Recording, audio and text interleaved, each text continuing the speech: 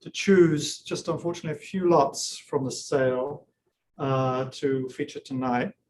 And so if there are any questions, if you have any lots that I don't talk about that you are particularly interested in, obviously look on the web, on our website and the catalog, but you can also ask questions after I finish speaking. So in terms of this evening, I'm going to start pretty much at the beginning of the catalog with the objects and move through the lots in some sort of order. So I'll be starting with A, which is the Andaman Bow, which I think it might be the first time that Skinner has offered one of these. I've always liked them. This is a smaller version, probably a Southern Andamans, and very elegant, classic, and pretty famous design, actually. So a nice example, probably early 20th century or late 19th. And they probably would have used this for hunting birds and animals. So it's a nice example for any of your exotic bow collectors out there. We also were lucky enough to get quite a nice collection of Indonesian artifacts from a private collection in California, including a number of Indonesian jewelry items. And my particular favorites are these Batak ear ornaments. And it's kind of interesting because we have a certainly very wearable small set here, but also quite a large rolled silver pair, which I find rather attractive. And they would have been supported in a headgear because they're obviously too heavy for your lobes, but rather a nice example pair. So we have quite a bit of Batak and East Timor jewelry in the sale, along with some Indonesian sculpture. Moving towards the Pacific, one of my favorite items in the sale is this Tongan fishing lure. So rather a classic example of Polynesian art. And they used whalebone and mother of pearl shell to simulate the minnow, and with a tortoiseshell barb. And these were probably used for larger fish like kingfish, and they probably hauled them up from the depths of the sea. And obviously they were pretty large fish when they were caught, but quite a nice example coming from the Rosman Rubel collection from New York City. And we're fortunate enough to have quite a few pieces from the Rosman Rubel collection in this sale next week. They primarily collected oceanic and northwest coast, and we have quite a few nice examples from their collection, but the Tongan fishing lure is one of my favorites. And another, we have a few lots actually of interesting tarpa beaters. I've always liked tarpa cloth, and the nice thing about beaters is that you can collect different types and styles from various islands in the Pacific, from Tahiti all the way up to Hawaii. And we have a Hawaiian beater here, which is probably used the first stage for producing tapa. And we have possibly Fijian or Tahitian example from the Fortius collection. And you can see they grooved each side for beating the tapa. And this one is obviously flat. So the paper mulberry was soaked in water, stripped from the tree, soaked in water, and placed over a log. And they used the beaters to beat out, flatten down, and also felt the tapa. Also from Polynesia, interesting Hawaiian Kona Cup. I rather like this example. It's quite unusual because of the carving on the underside. I think you don't see this very often, where you have the grooved circular rings. So an unusual and rather nice example of the Hawaiian Kona Cup. I also thought this would be quite nice to show on video, as it were, because of the lovely shape, and also this, you get an idea of the scale of this Wuvalu dish. It's a nice example, nice early example, again, from the Rosman collection. And obviously they use this to collect coconut milk, grating and breaking the coconut, and the milk would fall into the dish. Quite a classic South Pacific design form. Also, another interesting object is this Solomon Islands Nusa Nusa canoe prow ornament. Kind of interesting because it's not painted, and they didn't embellish it with shell, but it is still quite a nice, sweet, smaller example, probably from around the war or maybe from the 30s. Interesting that it's not pierced at the back, so maybe never actually attached to a canoe, but still quite a nice object.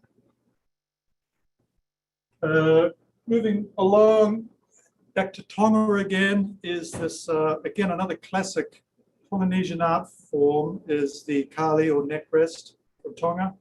I think that's rather a nice example, quite large, very, very good shape, good color and patina. I think it's also ex-Fortes and also Anthony Meyer. So that's a lovely example of classic Polynesian art. One of my favorite Polynesian pieces in the sale is this Maori Canoe bailer. Again, also Fortes, probably from the 1870s, 1880s. And you can see the fully carved underside with power shell inlay, probably around the Bay of Plenty area in terms of the travel group. Quite a large example. Again, quite a nice face on the front there with the power shell eyes. Good color.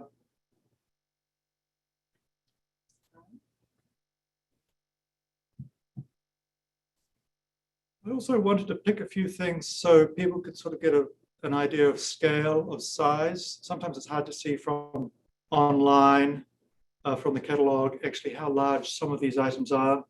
Obviously, for example, the Woovaloo dish, but also we have a lot of Massine material. And I forget this little chap here. So this one figure is actually quite a good scale in terms of the Massine carving. Okay. Moving more towards American Indian. The plains material, we have some nice beadwork. I particularly like these moccasins, these plains beaded moccasins. Come from quite an interesting collection collected by a soldier in the 7th and 6th Cavalry, probably around 1870s. He was serving in the army from the 70s all the way up to the 90s. But quite a nice pair. I really like this quill work horse tracks design here. Condition is a little bit on the damaged side. Probably needs a little bit of work with restitching the soles, especially at the back. A little bit of bead loss, but not stiff. Well used. Lovely beadwork in original condition. So rather nice. I really like those.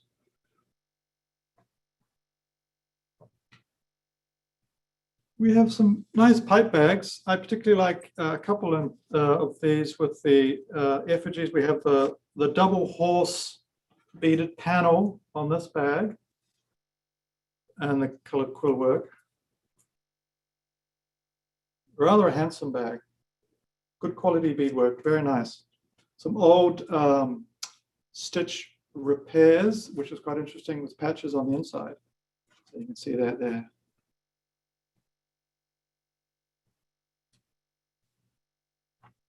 And one of my favorite plains pieces in the sale is this beaded pipe bag. Again, from the same provenance as the moccasins. Unusual to see the Thunderbird on this beadwork. So very nice with the flower and the bird. Soft hide, and the backside also great color, lovely design, and very good condition. Lovely bag.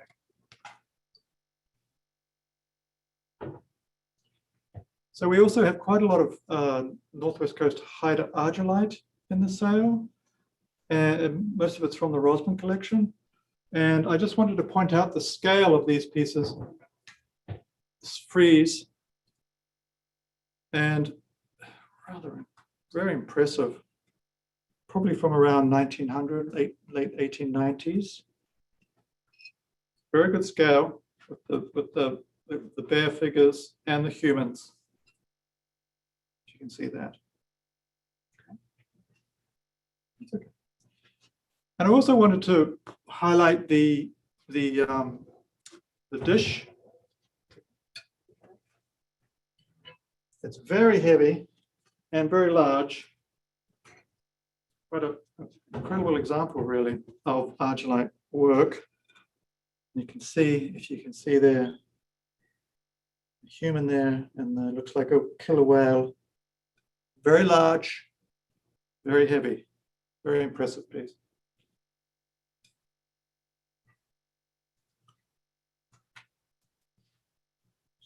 Down. Try not to drop it.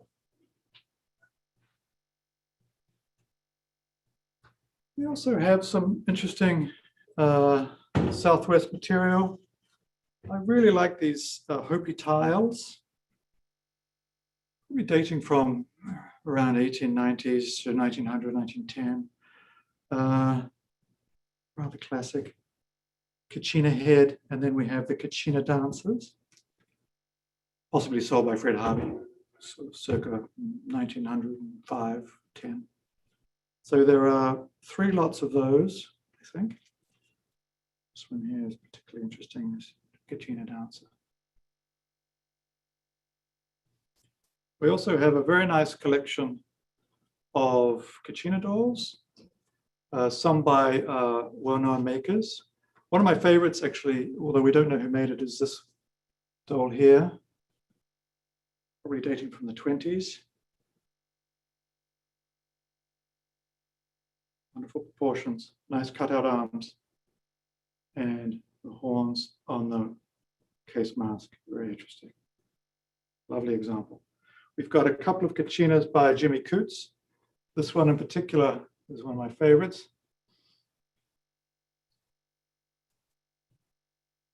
Holding the yucca sticks. So the rattle runner, I think, is called. Again, rather charming.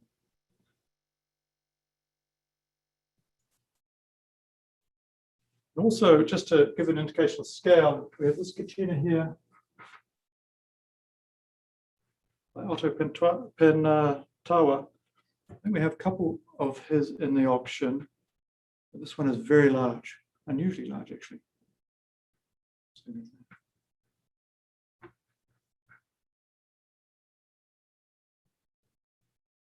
And again, one of my favorite Kachinas, and I think we have 3 Wilson Tewa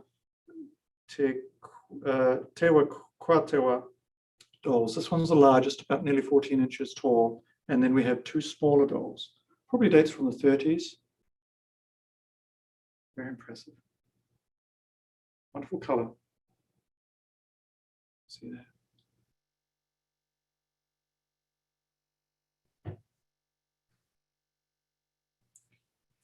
Also an indication of scale, moving to Southwest pottery.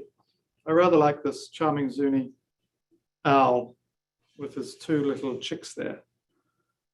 Large example, certainly unusual. Unsigned, rather impressive.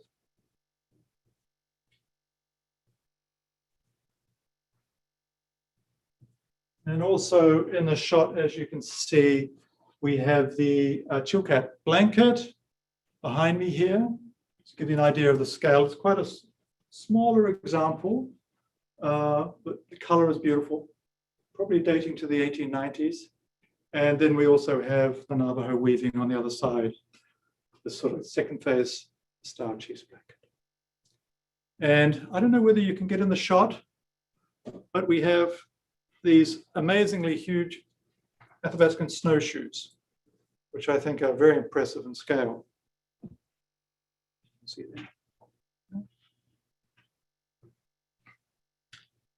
Okay, so that is it for now. And we can take some questions, and if there's anything you want to see, let me know. Like to explain how to preview your auction in person? Yes, I think we're certainly open to preview from also tomorrow, Monday, Tuesday. You can call me or you can send me an email. My phone number. Online form? Or the online form. So just drop me a call or send me an email if you want to come and preview. And certainly Michael's available for questions if people have questions about what they've seen so far as a little taste of what is part of a, so how many hundred lots of the auction? 417 roughly. Wow. You'd like to talk a little bit about the collections? You've got a number of. Sure. I mean, I think the major collection really is the Rosmer Rubel collection. We have probably over 50 lots from Avon Paula, and ranging from quite a lot of Polynesian material. We have tapa beaters, Melanesian, we've got the Nuzu Nuzu and the Wuvalu bowl, and the wonderful Tongan fish hook. There are some clubs from the Solomon Islands. And there's actually also some interesting Micronesian material from the Rosmans. There's a navigation chart, quite a rare woven textile from the Caroline Islands, and a few other Micronesian objects. There's a mat as well from the Marshalls, and also a couple of fish hooks also from the Gilberts, I think. And they also have, we have, luckily enough, quite a lot of Northwest Coast material. From the Rosmans, we have some halibut hooks, argillite. There's like 5 or 6 pieces of argillite. There's a wonderful wooden food bowl, Northwest Coast food bowl in the sale, and some other miscellaneous objects.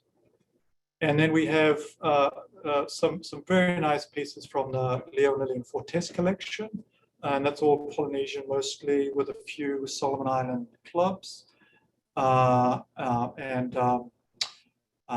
some Fiji throwing clubs and tapa beaters. Also, we mentioned the lovely collection of Kachinas from Massachusetts. And let's see what else we have. Jewelry? We have quite a few pieces of Navajo jewelry. Most of it is contemporary. Bracelets and necklaces, squash blossoms, and also some Zuni pendants from the Eleanor Hancock collection. Yes. Great. So we can tell from your accent that you're not from around here. Exactly. Does that yes. mean the interest in oceanic and? Yes, obviously coming from New Zealand, you know, being a Pacific Islander, I was always interested in Pacific art and immersed myself in that from a young age. So it's really just blossomed and bloomed from oceanic into tribal art from around the world, really, Africa, Indonesian, etc., and also then moving into Native America. Someone has asked, is there any beadwork from the Northeast, like Iroquois, any pin cushions or purses? We do have, actually, that's funny, we do have quite a few, probably about 8 or 9 Iroquois and Northeast beaded pieces as a picture frame, and there are wall pockets. I actually think there might be a pin cushion as well, that possibly could have been, was it originally a bag, a small bag, but we have one lot of 2 Iroquois bags, and maybe 2 lots. There's also a purse with a silver clasp, which is rather charming. That's Iroquois. Yeah, so there are a few Iroquois pieces, as I say. Someone has asked if you could show the shell piece to your far right by the Massine wooden figure. Oh, the shell? Yeah. You mean the pectoral ornament? Not sure. They're describing it as the shell piece. Oh, okay. Well, I didn't talk about this silver pectoral ornament, copper, but maybe that was it. The shell piece, the only shell piece really is the lure, which has a shell or the piece behind as well. You didn't mention the. Sure.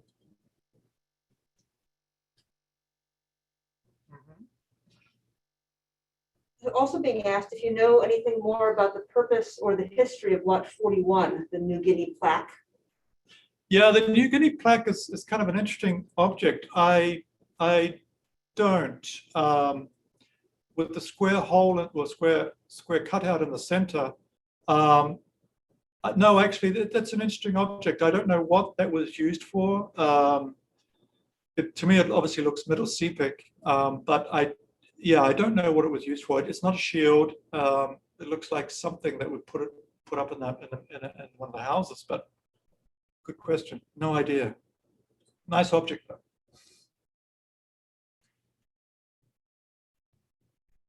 The argillite, do you want to talk a little bit more about explaining what the material and how they were made? Or, I mean, the carving is beautiful quality. Yeah, I mean, a brief history of argillite, really.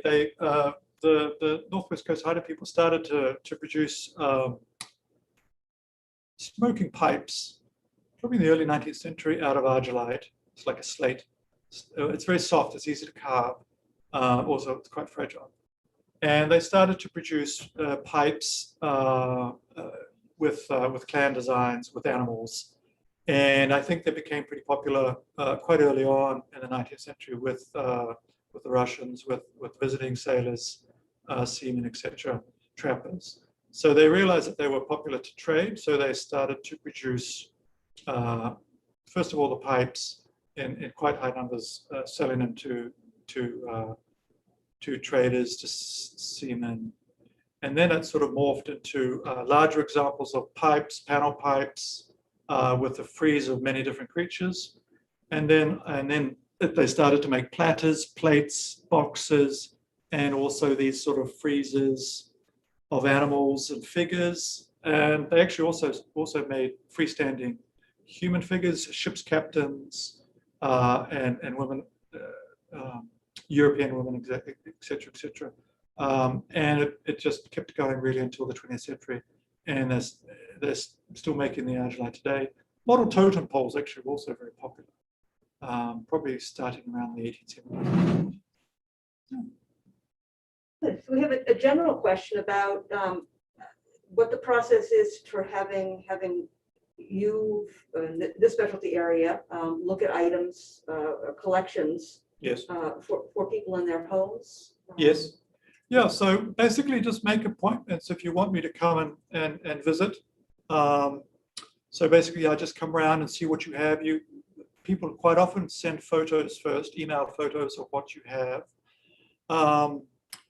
And so, if you send a few photos in, and then we can make an arrangement to come around.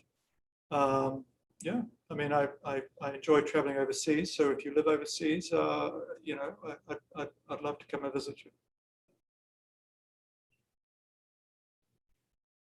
What can someone expect when they come to preview in person? Well, you mean in terms of refreshments, or? Well, I mean, we can have certainly a guided tour of the lots, and you can pick up and handle and look at any object you wish, really, any lots you want. Just have a look around. You can try on the jewelry. You can smell the rugs. Whatever takes your fancy. That they're all open for your perusal. So just if you're local, you're welcome to step by. Yeah. We have a request to see the snowshoes. You want to hop in?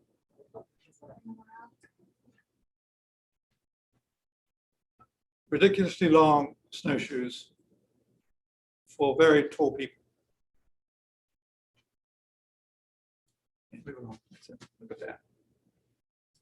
Wonderful examples, quite rare, I think, and perfect for your log cabin in Maine. Very impressive. Sorry, we were hiding away with it.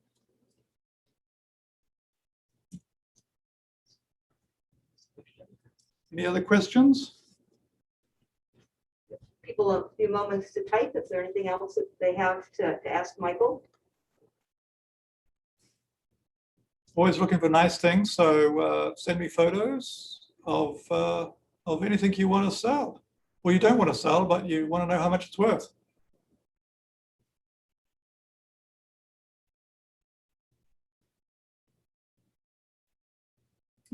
I think that's it. If you have any other questions, just drop me a line, send me an email, or give me a call. And we'll see you again in July for the next